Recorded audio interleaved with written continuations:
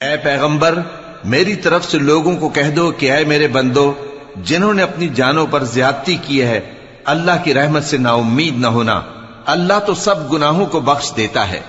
بے شک وہی تو ہے بڑا بخشنے والا بڑا مہربان۔ اور اس سے پہلے کہ تم پر عذاب آ واقع ہو اپنے پروردگار کی طرف رجوع کرو اور اس کے فرما بردار ہو جاؤ،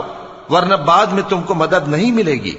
اور اس سے پہلے کہ تم پر ناگہاں عذاب آ جائے اور تم کو خبر بھی نہ ہو اس نہایت اچھی کتاب کی جو تمہارے پروردگار کی طرف سے تمہاری جانب نازل ہوئی ہے پیروی کرو۔ ایسا نہ ہو کہ اس وقت کوئی شخص کہنے لگے کہ ہائے اس کوتاہی پر افسوس ہے جو میں نے اللہ کا حق ماننے میں کی اور میں تو ہنسی ہی کرتا رہا، یا یہ کہنے لگے کہ اگر اللہ مجھ کو ہدایت دیتا تو میں بھی پرہیزگاروں میں ہوتا،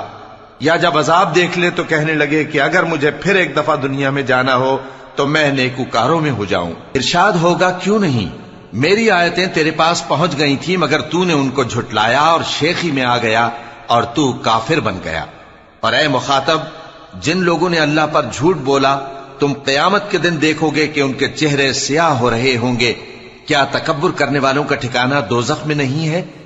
اور جو پرہیزگار ہیں ان کی کامیابی کے سبب اللہ ان کو نجات دے گا، نہ تو ان کو کوئی تکلیف پہنچے گی اور نہ وہ غمناک ہوں گے۔ اللہ ہی ہر چیز کا پیدا کرنے والا ہے اور وہی ہر چیز کا نگراں ہے،